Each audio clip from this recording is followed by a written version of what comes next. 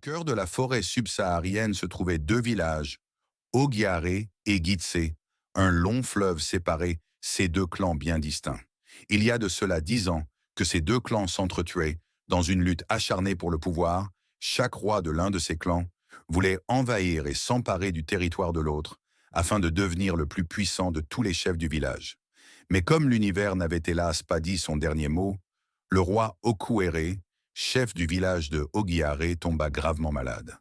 En ce temps-là, sa femme, la reine Sadaye, venait tout juste d'enfanter d'une magnifique petite fille au nom de Samaya, un enfant très spécial que les dieux avaient béni de tous les avantages possibles. Elle avait une couleur de peau bien plus claire que ses parents, comme ceux des Occidentaux.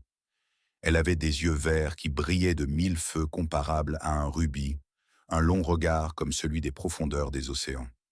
Mais ce qui était encore plus étrange, c'était la couleur de ses cheveux qui changeait avec le temps, au fur et à mesure qu'elle grandissait, ce qui suscitait des commérages dans tout le royaume. Plus les jours et des semaines passaient, puis la maladie du roi s'empira. Alors il décida d'organiser une grande réunion qui devait réunir les rois et conseiller des deux royaumes Ogiaré et Gitsé. Au cours de cette réunion, le roi Sékou et la reine Abdel du village de Gitsé, leur fils Oudjié et son conseiller Diba étaient de la partie. Du côté du royaume de Ogiaré, il y avait la reine Sadaye, le roi Okuere. Malgré sa santé, leur fille Samaya et leur conseiller Oudou faisaient partie de cette réunion. À travers celle-ci, deux points ont été développés. La possibilité aux deux clans d'être à nouveau réunis afin de régler leurs litiges, et ainsi que l'éventualité d'un mariage entre Samaya et Oudjié au cours de leur 18e anniversaire, qui allait changer le cours de leur destin et des deux royaumes pour l'éternité.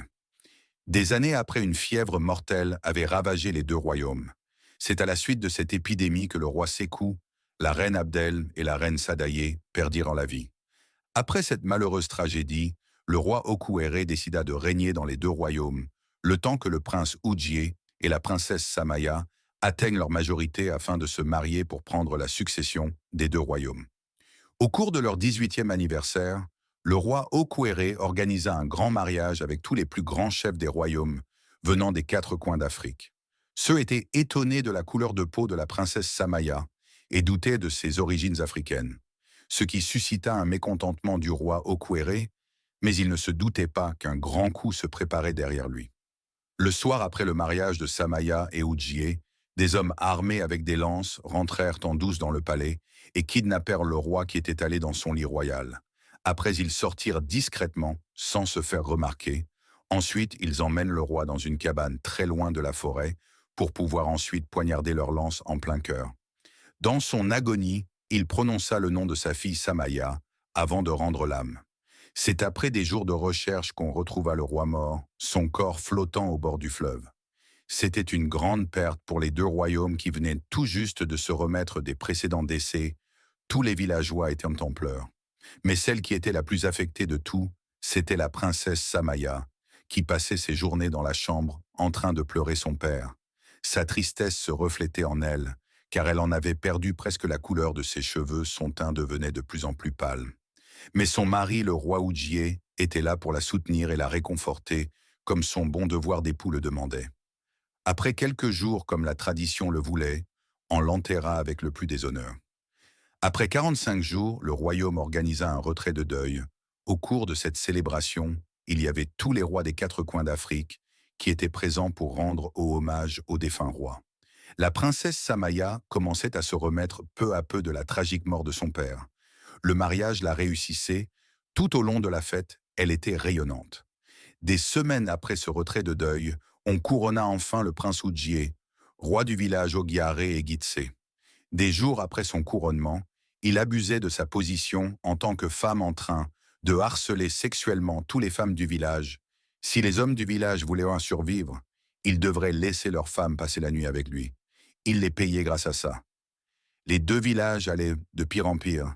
Les gens du royaume mouraient de faim et lui passaient son temps à organiser des fêtes somptueuses et payer des femmes de différentes régions de passer la nuit au cours de ces célébrations. Il passait le plus clair de, il passait le plus clair de son temps à torturer les hommes du village avec des fouets afin qu'ils travaillent plus dur. Les enfants et leurs femmes mouraient de faim, Lui, il dépensait tout l'argent des royaumes en achetant des vêtements cousus avec des tissus en or. Quand la reine Samaya découvrit toutes ces petites combines, elle le confronta, alors il décida de la frapper et de lui battre jusqu'à ce qu'une grande lumière provenant de la princesse le jetât au sol. Il se mit alors dans une colère noire et traîna la reine Samaya avec tous ses affaires royales à l'extérieur du palais, au regard de tous les villageois. Alors la princesse Samaya décida de courir sans s'arrêter, en laissant derrière tous ses affaires. La seule chose qu'elle emporta, c'était son amulette royale. C'était l'unique souvenir que ses parents l'avaient légué lors de son 9e anniversaire. Elle était essoufflée, mais le roi Oudjié décida de ne pas lâcher l'affaire. Alors il envoya des hommes armés de lances afin de tuer la princesse Samaya, cette dernière sans se douter que des gens étaient à sa poursuite afin de l'assassiner. Elle s'arrêta un moment près d'un manguier. Elle cueillit 3 mangues et décida de s'allonger, manger et savourer, car la pauvre était affamée depuis presque 3 jours. Après avoir eu la chance de déguster ces délicieuses mangues, elle alla se baigner près de la rivière.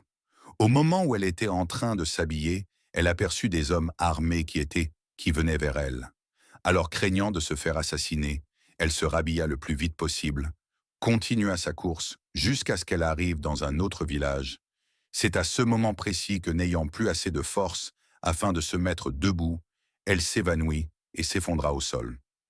Il y avait le roi de ce village nommé Osis, passé par là de temps en temps pour effectuer sa chasse. Il aperçut la princesse Samaya allongée à même le sol. Alors il ordonna à ses gardes de l'emmener jusqu'au palais afin de lui administrer des soins. Arrivée au palais, les servantes du roi allèrent la déposer dans la chambre des invités, et ensuite il appela le médecin royal. Quand le médecin l'ausculta, il découvrit que c'était juste de l'hypoglycémie due à la faim. Alors le roi ordonna à l'une de ses servantes de ramener un plateau rempli de choses à manger. Après que la princesse Samaya mangea et reprit quelques forces, il interrogea cette dernière en lui posant quelques questions qui titillaient son esprit. C'est après que le roi insista, que la princesse Samaya décida de raconter toutes ses mésaventures, comment son époux l'avait battue, chassée et humiliée. Ému par cette histoire si tragique, le roi décida d'aider la princesse Samaya afin de le bannir du trône et du village à jamais, étant donné le roi Samron était l'un des rois les plus puissants de tous les villages de la forêt subsaharienne. Il décida d'appeler le Grand Conseil royal d'Afrique afin d'exposer la situation de la princesse Samaya. C'est à la suite de cette réunion que le Grand Conseil prit la décision de détrôner le roi Oudjié, de le jeter au grand cachot des rois les plus criminels d'Afrique. Après une longue discussion avec le Conseil, ils décidèrent d'aller chasser le roi Oudjié avec la garde la plus puissante. Et armé, ce dernier n'ayant pas de choix, il renonça au trône et l'emmena au cachot. Après quelques mois, la reine Samaya reprit le règne des 2 royaumes, tout allait bien. Le village allait de mieux en mieux. C'était une reine toujours à l'écoute de ses sujets, généreuse et humble. De temps en temps, elle passait du temps avec le roi Samron, que leurs cœurs finirent par succomber au charme de chacun. C'est après une année que les 2 se marièrent et dirigèrent les 3 royaumes. La reine Samaya enfanta des jumeaux, une magnifique petite fille, et d'un mignon garçon, ils vécurent heureux. Mais derrière autant de bonheur se cachait un grand malheur. Oudjié réussit à s'échapper du cachot. Alors il kidnappa le fils de la princesse Samaya afin d'attirer Samaya. Il laissa un message dans lequel il mentionna que personne ne devrait être au courant de son départ, dans l'espoir de retrouver sa fille. Elle s'en alla sans prévenir son mari. Arrivé au lieu du rendez-vous, il sortit une lance afin de tuer Samaya pour se venger de l'avoir chassée du trône. Au moment, il voulut la jeter au bord de la falaise. La garde du Grand Conseil l'arrêta et en lui donna la peine de mort. Après qu'il mourut, on organisa les funérailles de la princesse Samaya. Lors de son enterrement, le roi Samron, affecta par sa mort, prononça quelques paroles d'adieu à son épouse. À ce moment précis, quelque chose de magique se produisit. L'amulette de Samaya brilla de 1000 feux et elle se réveilla à l'instant même. Déconcerté par ce qui venait de se produire, il était en même temps pris par un mélange d'émotions, tristesse, joie, étonnement l'envahissait. Après quelques instants, il prit Samaya dans ses bras tout en versant des larmes. Alors la princesse Samaya se mit à s'exprimer en disant que l'âme de ses défunts parents et tous les ancêtres de ces 2 royaumes ne voulaient pas qu'elle meure. L'amulette qu'elle portait autour de son cou était une sorte de bouclier contre le mal, et le Seigneur Dieu Tout-Puissant l'a protégée et l'a fait revenir parmi les vivants. Le roi Samron était tellement joyeux de retrouver sa magnifique épouse en bonne santé, alors il décida de sortir Samaya de son cercueil et la ramena au palais avec ses 2 enfants.